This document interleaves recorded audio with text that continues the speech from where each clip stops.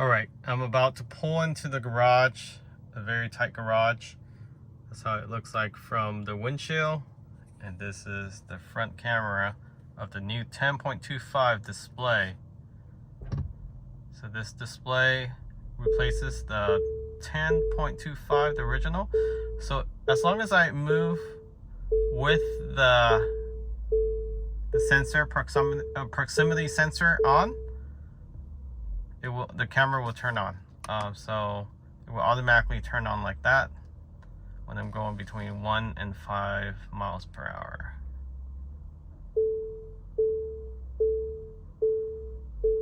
So it's just to give you perspective. So from the windshield, very hard to see, right? But then when I look at this camera, I can see exactly how close I am to all these objects.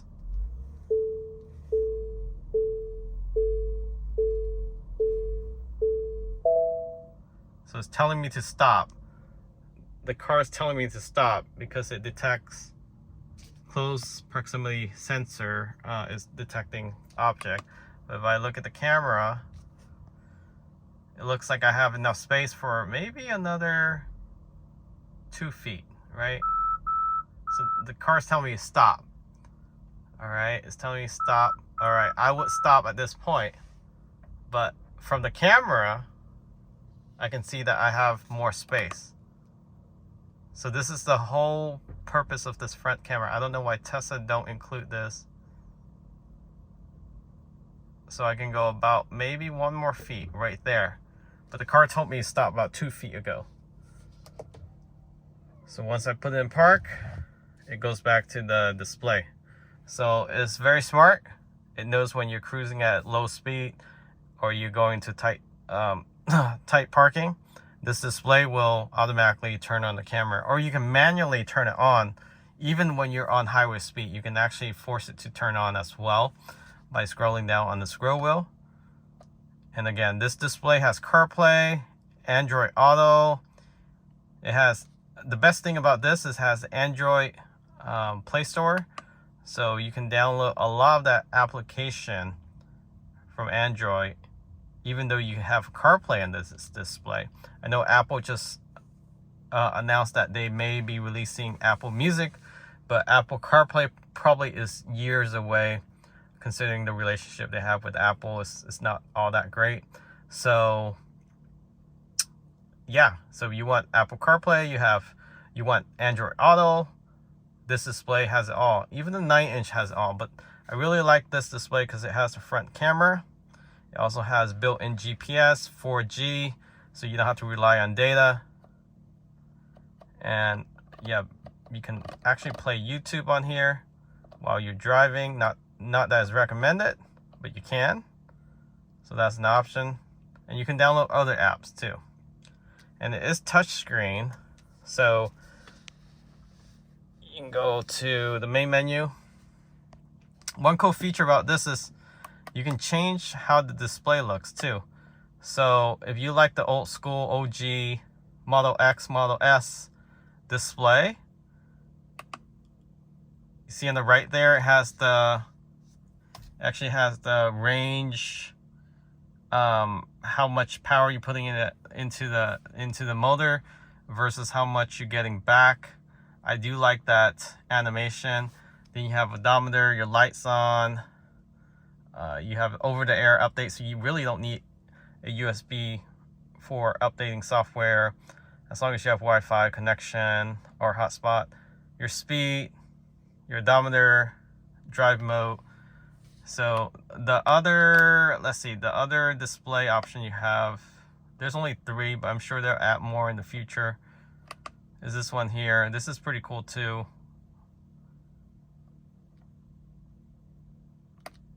And then I do like the default one.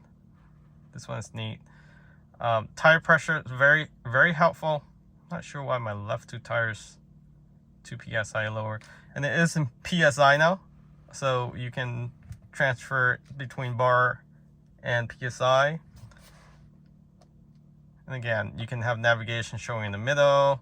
It's just more real estate on this display. I mean, the 9-inch is smaller, it's more compact. The bezel is same with this new 10.25, between the 10.25 and the 9-inch display. But this is just about 1 inch larger versus a 9-inch. So about half an inch on each corner. Bottom left corner, top right corner is about half an inch. So it does block a little bit more air, but I mean, you're already blocking air with the 9-inch. The air does circulate around, so you still get air. It's not blocking the air completely, it's just blocking the air from hitting your face. So usually I would just steal the air from the passenger side and turn it on that way. So this is what I would do.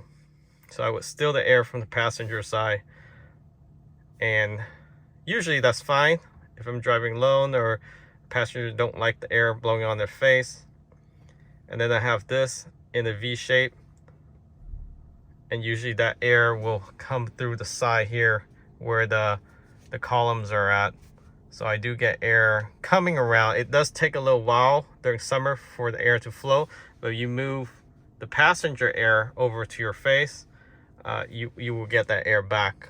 You're probably gonna piss off the passenger, whoever you're taking with you, if they like air hitting their face.